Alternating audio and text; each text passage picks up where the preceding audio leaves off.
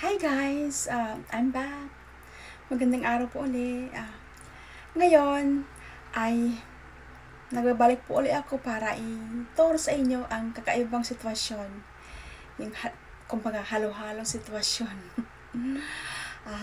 Halimbawa po, pag ang sitwasyon ay may gusto kang tulungan, sasabihin sa Waray, buligan na kita.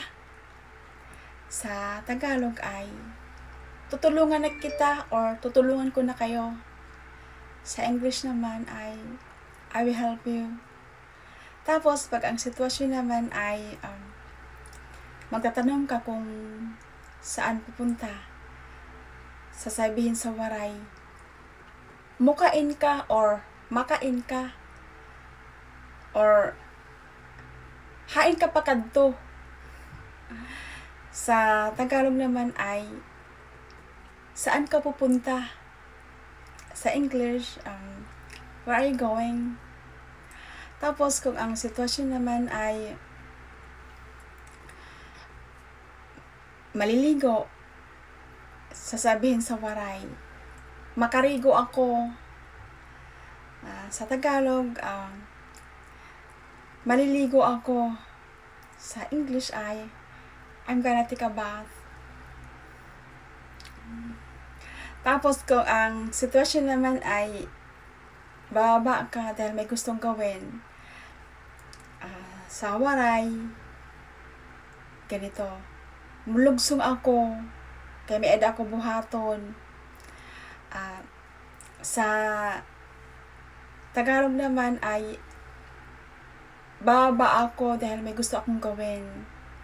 Tapos sa English naman ay I'm going down to do something.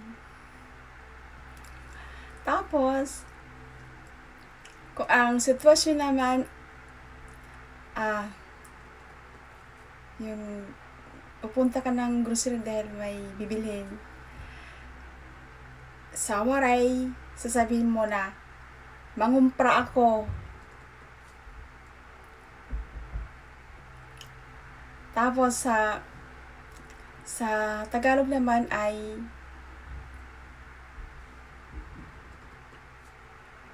bibili ako ng grocery.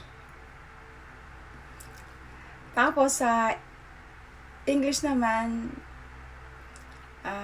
I'm going out to buy groceries. Tapos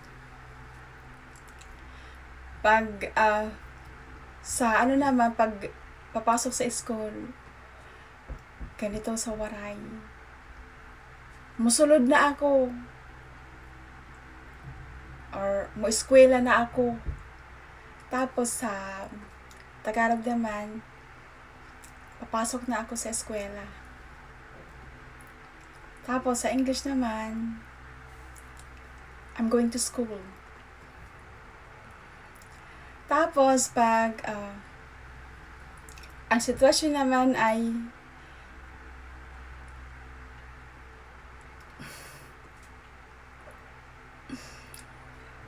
magtatanong kung may, for example, kung may boyfriend, sasabihin sa Waray, may uyab ka na? Tapos sa Tagalog naman ay may kasintahan ka na? Tapos sa English naman ay, do you have a boyfriend? Sana ay may natutunan kayong words ng Waray ngayon. That's all for now guys. Hanggang sa muli po. Lagi po nating tandaan na ang karunungan ay kayamanan. Keep safe everyone!